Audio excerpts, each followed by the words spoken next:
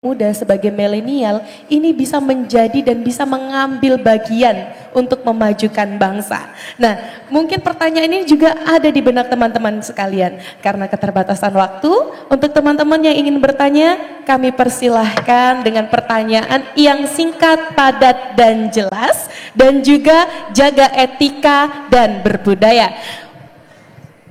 Izin Pak, saya berdiri Pak. Oke, untuk yang ingin bertanya, saya persilakan. Maaf ya karena waktunya agak terbatas, sebelah kanan 2, sebelah kiri 2, dan itu perempuannya 2, laki-lakinya 2, dimulai dari perempuan dulu, ini syarat. J Pak. Nah mulai dari perempuan yang kakak ini, tolong perkenalkan namanya, silakan Kak. Ya, terus laki-lakinya siapa sebelah kanan? Laki-lakinya belakang. Yang ini dari tadi. Oh Kak, yang belakang deh. Oke, kasih dong yang belakang. Sana. Yang pakai alma mater. Ya. Oke. Sebelah kiri. Dan sebelah kiri. Satu perempuan, satu laki-laki. Nah, yang ini, yang agak dari ke timur-timuran, betul, Kakak. Ya. Dan untuk perempuannya, Kakak. Oke, silakan. Dipersilahkan. Mohon bantuannya untuk mikrofon. Oke lah, saya yang samperin. Baik, untuk pertanyaan pertama ini Kak, dengan kakak siapa? Tolong berikan pertanyaan yang singkat, padat, dan jelas. Ya, sebelumnya mohon maaf kalau saya juga grogi. Saya Fara Yuliana dari UPN Veteran Jawa Timur. Di sini saya mau tanya, jadi saya kemarin sabar. Ya, namanya siapa? Saya Fara dari UPN Veteran Jawa Timur. Fara Bapak, benar. Fara pakai R. Pakai R nggak pakai H. Dari UPN. Iya, dari UPN Fakultas? Jawa Timur. Fakultas Ekonomi dan Bisnis. Oke, apa Fara pertanyaannya? Jadi saya kemarin baru baca di beberapa media termasuk kompas.com bahwa Stanford University berencana membangun cabang kampusnya di IKN, Pak. Namun memang belum ada MOU atau nota kesepakatan antara Stanford dengan OIKN atau pihak otorita IKN. Tentu jika hal tersebut terrealisasikan akan menjadi peluang-peluang kita untuk dapat menyongsong Indonesia Emas 2045. Tetapi juga menjadi bumerang ketika kita belum siap akan dibangunnya instansi pendidikan luar negeri di IKN sendiri. Lalu pertanyaan saya, bagaimana Bapak Ganjar sebagai pejabat publik dan sebagai Gubernur Jawa Tengah memberikan pesan untuk kami generasi milenial dan Gen Z untuk menyikapi hal tersebut, Pak? Oke, saya bukan Gubernur Jawa Tengah, udah pensiun. Oh ya, mohon maaf Pak. Farah, kamu setuju nggak kalau ada Stanford di Indonesia? Saya sendiri sangat setuju, Pak. Oh, setuju, ya udah. Oke, pertanyaan yang tadi yang cowok kedua. Oke, mohon dibantu mikrofonnya untuk yang kita kumpulin dulu ya Mbak ya. Mbak. Iya, kita kumpulin dulu ya. Kita kumpulin dulu pertanyaannya nanti tadi biar sekaligus bisa dijawab, Pak. Halo, yang kedua. Iyalah, yang kedua sudah disediakan mikrofonnya dari bawah. Silakan.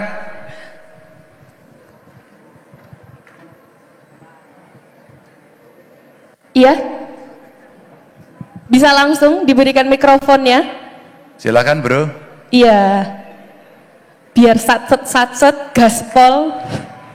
Jangan kasih kendor gitu Pak. Ya. Oke, assalamualaikum warahmatullahi wabarakatuh. Perkenalkan, nama saya Amir dari Universitas Islam Madura Pamekasan. Pelan-pelan juga, namanya siapa? Tepuk tangan untuk yang dari Pamekasan. Namanya siapa? Amir, Pak. Amir. Oh iya. Amir dari Universitas Islam Madura Fakultas Ekonomi Akuntansi. Silakan Mir. Iya. Oke, pertanyaan saya simpel, Pak. Banyak mahasiswa itu yang berbicara masalah agent of change, agent of control.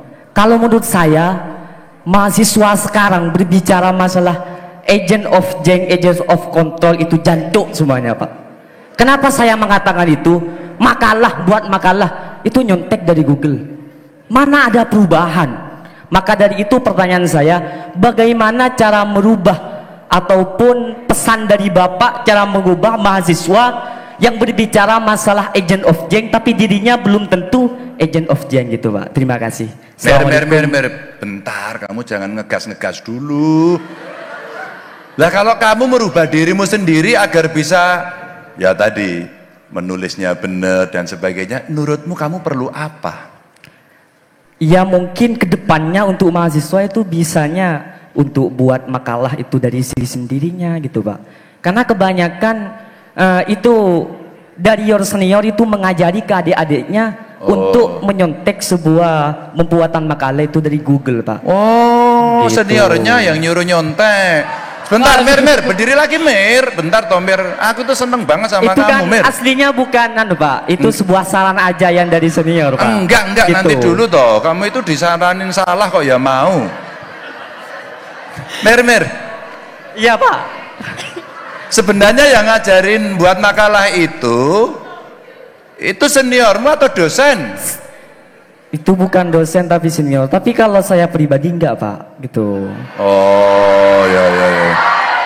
Bentar, kamu lebih percaya sama senior atau sama dosen? Saya dengar aja dari adik-adik saya yang katanya disuruh kalau buat makalah itu ngintek dari Google gitu Pak. Oh ya, oke. Oke. Oke, makasih Mir. Oke, siap. Apalagi sudah ada kecerdasan AI ya, makin. Oke, untuk di sisi kiri kami atau di sebelah kanan, kami persilahkan untuk mikrofonnya untuk diberikan. Tadi yang sudah dapat jatah perempuan dulu. Iya, ada yang perempuan tadi di depan satu. Siapa Mbak? Yang mana tadi? Yang itu Pak. Berdiri dong. Oke. Iya boleh mikrofonnya. Oh, mic-nya. Ya. Oke. Oke, pertanyaannya langsung ke intinya ya, supaya kita juga bisa mendengarkan banyak pengalaman dari Pak Ganjar ya. Oke, persilahkan. Bismillahirrahmanirrahim. Assalamualaikum warahmatullahi wabarakatuh. Perkenalkan, nama saya Zulfa, Fakultas Kesehatan dari Unitomo. Pak Ganjar. Benar namanya Zulha betul? Zulfa. Zulfa. Iya, pakai Zulfa di belakang Zulfa gitu. Pak Ganjar, ini sebenarnya simpel aja sih. Sekarang kan banyak banget kayak isu mental health gitu ya. Nah, sebenarnya sih simpang siur mental health itu emang bisa diselesaikan atau bisa diatasi sama bantuan medis atau cuma ya sekedar cuma ke distract sama konten-konten yang ada di TikTok gitu. Jadi teman-teman yang benar-benar punya mental disorder itu akhirnya terpojokkan. Menurut Bapak Ganjar itu bagaimana seperti itu? Gimana tadi TikToknya? Kepengaruhan, Iya, kepengaruh gitu, karena dipengaruhi. Jadi Kamu kayak- pernah nggak punya teman atau kamu sendiri yang merasa stres, tertekan? Sebenarnya sih kalau saya sendiri lagi ada terapi untuk minum obat kayak gitu sih. Saya juga ke psikiater Bapak gitu. Kamu? Oh oke. Tapi kamu kira-kira tekanannya karena main TikTok keseringan? Bukan. Atau dimarahi Bu Siti? Bukan, karena Oh, bukan. memang ada trauma tersendiri. Karena ada trauma. Iya. Kamu lebih nyaman mana? Ke dokter, ke psikolog, atau mungkin ke dukun? Psikolog dulu. Psikolog, Jadi kayak ya ceritain masalah, habis itu ke psikiater untuk kayak peringanan untuk dikasih resep obatnya seperti itu. Oh oke. Iya. Kamu tidak harus cerita detail karena ini mungkin tidak perlu diceritakan, tapi yang penting nyamannya di mana. Oke ya? Iya, Oke. seperti itu. Baik. Terakhir. Terima kasih Bapak. Iya, satu lagi kami persilahkan untuk diberikan mikrofonnya. Tadi yang cowok siapa ya? Tadi yang sudah terpilih di tengah Pak. Oh ya. Oke. Untuk sesi ini kita cukupkan di 4 penanya ya, karena memang waktu kita cukup terbatas. Nanti kalau ada umur yang panjang nanti kita Silakan. bisa berjemur lagi. Bro. Assalamualaikum Dipersilahkan. warahmatullahi wabarakatuh. Salam. Perkenalkan, nama saya Muhammad Fajrul Falah. Muhammad Fajrul Falah. Fajrul. Oh Fajrul. Iya Pak. Itu nama dosenku loh itu. Muhammad Fajrul Falah. Fajrul ya? Iya, Pak. Oke, Jrul, kamu dari mana? Dari Surabaya, dari Fakultas Ekonomi dan Bisnis Akuntansi. Oke. Nah, pertanyaannya saya Pak, gimana cara buat kita sebagai generasi muda masa depan bisa survive di era milenial, dan skill seperti apa yang kita butuhkan untuk generasi milenial saat ini itu menurut Bapak sendiri? Itu Oke. gimana? Ya. Apa ketakutanmu terhadap masa depan? Ketakutannya, Ketakutanmu apa pada masa depan? Kamu takut nggak? takut Pak. Oh takut. Ya takutnya karena tidak sukses Pak. Takutnya karena tidak sukses. Emang kamu sudah nyoba? Belum Pak. Oh belum. Apa yang menjadi ketakutanmu apa? Sukses itu apa sih? Sukses itu kan orang ya relatif ya. Apa yang kamu takutkan bisa apa? Nggak dapat kerja. Ya, yang pertama tidak bisa membahagiakan orang tua. Oh ya. Ini sangat Luar menyentuh, biasa Pak. Mbak Betul, ini. Pak. Ini loh, Insya Pak Allah. Jo, ini penting ini budi pekertinya luar biasa. Oke, kedua pekerjaan. Takutnya menjadi pengangguran. Takutnya menjadi pengangguran. Kamu yakin nggak sekolah ekonomi akuntansi di Universitas Dr. Sutomo itu akan punya bekal hidup? Kalau dibilang Kamu yakin nggak? Atau enggak? Ini ada Kalau rektor. dibilang yakin sih Pak, karena kan kalau Kalau dibilang yakin, kalau Iya. dibilang enggak? Yakin juga Pak. Hah? Yakin juga. Yakin? Ya, Pak. Ya udah kamu jawab kok. Ini malah ngejak gelut deh. Oke, Pak Jil, terima kasih. Sama-sama. Ada ketakutan, Pak. Iya Pak, Ya. kayaknya Oke. banyak banget ketakutan. Oke, 4 pertanyaan sudah dikumpulkan. Oke. Nggih, Farah. silahkan Pak. Stanford mau masuk. Iya. Globalisasi seperti ini tapi kita mesti hati-hati. Saya bicara dengan Presiden beberapa waktu lalu. 2 hari yang lalu sebelum saya pergi ke Surabaya, saya diundang Detikcom. Surprise aja sih. Katanya saya mau dapat award, nggak tahu award apa. Ternyata saya menyampaikan, saya bisa datang tapi sebentar. Ya udah Pak, sebentar aja. Nanti awardnya Bapak yang dikasih pertama gitu Mbak. Terus yang ngasih Pak Khairul Tanjung. Awardnya katanya padahal pemerintahnya kemarin, saya udah pensiun. Pemerintah yang peduli pada pendidikan untuk orang miskin. Wah kaget saya. Tapi akhirnya pas greng-greng gitu kan. Terus keluar di layar. Ternyata yang ditampilkan adalah ketika saya membuat SMK. Sekolah vokasi hanya untuk orang miskin. Dan sudah berjalan kurang lebih hampir 7 tahunan gitu ya. Dan sudah meluluskan 1.000 lebih gitu. Dan mereka sekarang bisa bekerja dimanapun. Alhamdulillah tidak ada yang nganggur. Dan kemudian dia sekarang menjadi tulang punggung keluarganya. Dan dia mengentaskan kemiskinan keluarganya. Saat itu ditampilkan gambarnya pas Pak Presiden, Pak Jokowi datang ke SMK Jateng. Dan kemudian wow, itu ternyata jadi perhatian orang.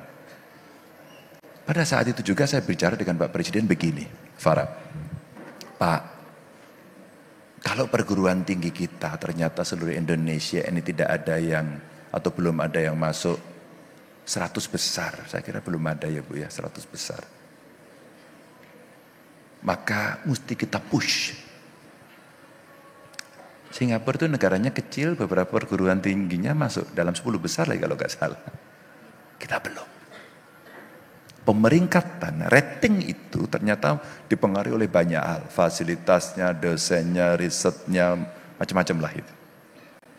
Maka saya sampaikan Farah sama Presiden. Pak, ini mesti kita genjot Pak. Kira-kira gimana idenya? Pak, kalau mau crash program, mungkin bisa juga profesor-profesor yang sudah retired, sudah pensiun, sudah emeritus dari beberapa perguruan tinggi hebat dunia, kita panggil aja Pak. Kita panggil untuk membantu. Ambil 2 atau 3 taruh di Universitas Dr. Sutomo. Dia akan nempel agar kemudian semua bisa menulis jurnal internasional. Dengan cara yang benar, dengan jejaringnya. Dan bagaimana kemudian dia melakukan assessment terhadap kondisi ini. Maka kenapa tadi saya bicara harus melipat gandakan anggaran, karena kita mesti kaya sebagai negara. Negara kita ini sebenarnya negara kaya apa miskin teman-teman? Iya, tapi mana duitnya?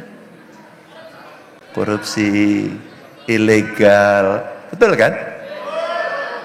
Maka sepakatkan korupsi disikat? Sikat.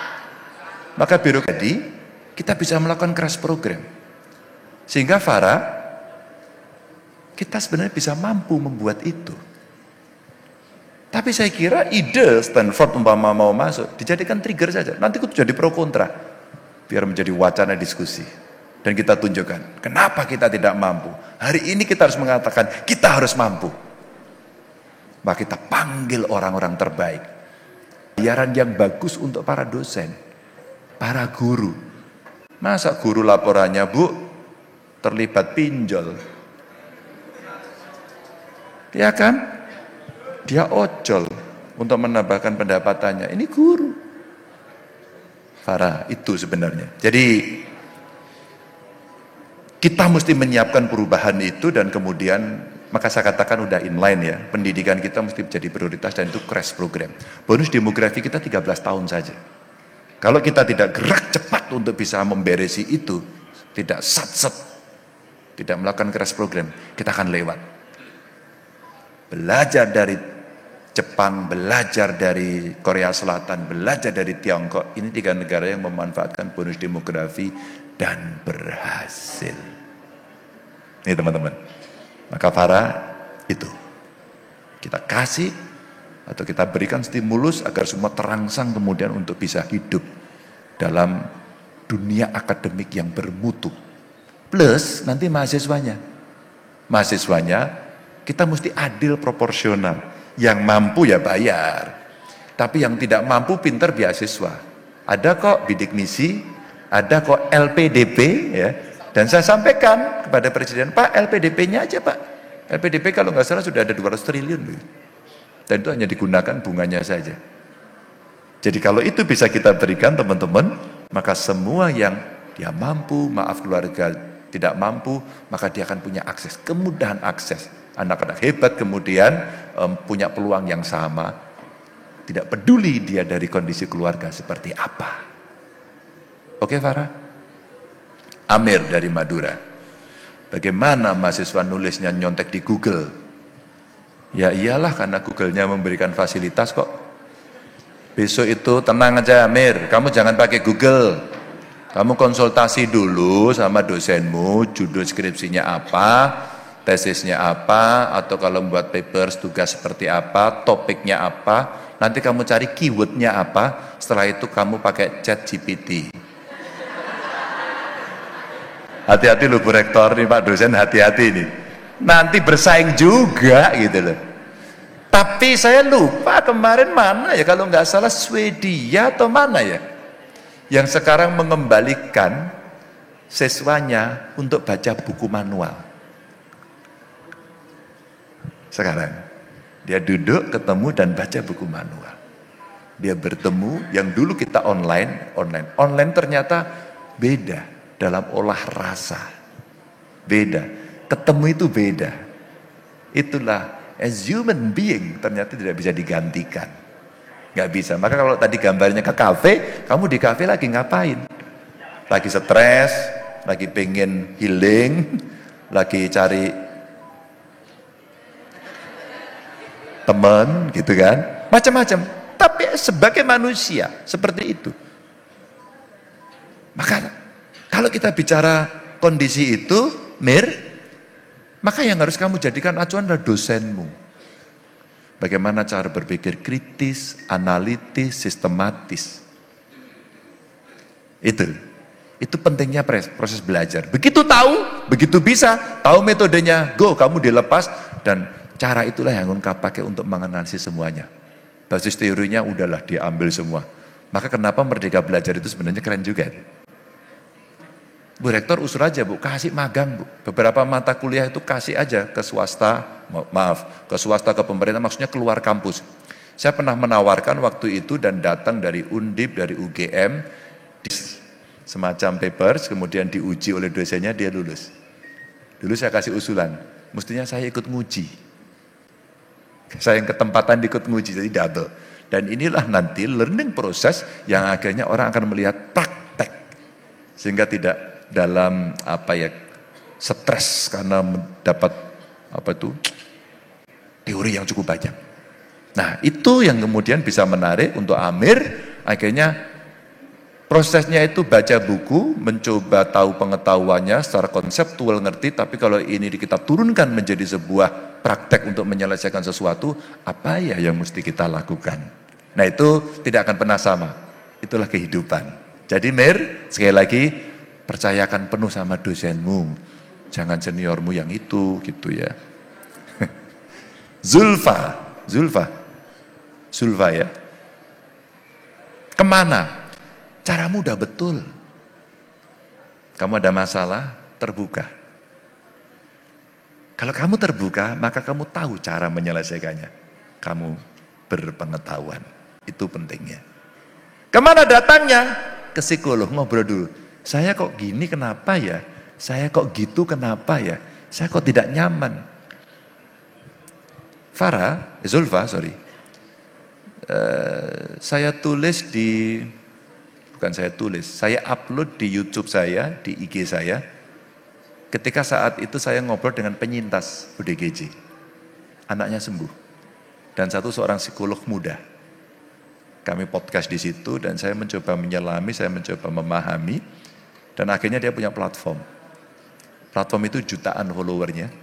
Dan ternyata disitulah orang bisa sharing. Maka penting kalau kemudian kita bertemu, berorganisasi Mbak. Tadi BEM ya. BEM Nus ini penting. Se-Indonesia loh, ini keren. Ngobrol, berdiskusi, lega. Kalau mengungkapkan itu kan lega ya. Lega, bebannya dikeluarkan lega. Hanya itu. Itulah kejiwaan. Itulah ilmu pengetahuan. Maka ada psikologi. Maka Anda ngobrol, Anda coba selesaikan. Dan begitu itu selesai, mungkin cukup di sini.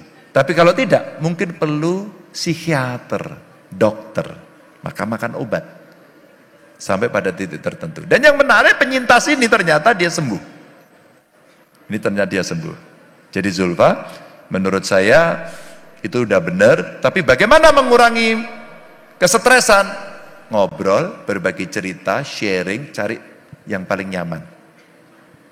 Ya. Dan memang betul, jangan dikira gadget itu selalu bikin baik saja. Enggak juga.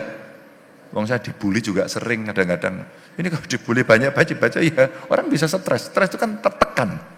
Ada tekanan. Maka dalam ilmu politik itu ada political pressure, tekanan politik. Wah, kebijakan salah, sikat. Omongan keliru, goreng. Sekarang gorengnya bebas ya. Maka waktu Mbak Nana di Mata Najwa kemarin bertanya, Mas Ganjar, kalau menurut Anda berapa skornya 0 sampai 10 kebebasan berpendapat kita? 7,5. Bahasa Jawanya 7,5. Pitulungan setengah mekso. Enggak bebas apa hari ini? Wong misuh-misuh sekarang juga oke. Nulis juga oke. Kadang-kadang itu hoax. Dia resign. Ya. Dia dapat ini kirim lagi ke sana tanpa filter. Bebas-bebasnya. Kayak gitu kok kurang gimana? Malah menurut saya saatnya dibatasi. Karena budi pekerti kita tidak seperti itu. Seperti tadi disampaikan oleh Fajr. Saya ingin membahagiakan orang tua. Wow, itu keren.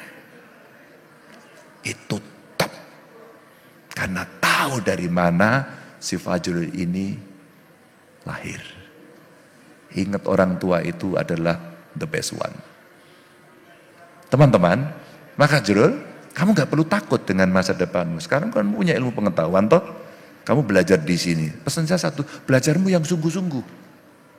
Kalau nggak ngerti tanya dan jangan pernah malu bertanya.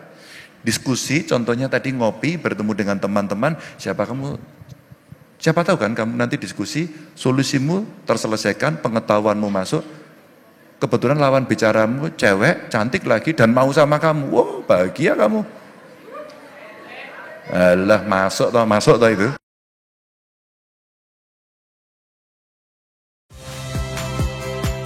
Saya Niluh Puspa. Saksikan program-program Kompas TV melalui siaran digital, pay TV, dan media streaming lainnya.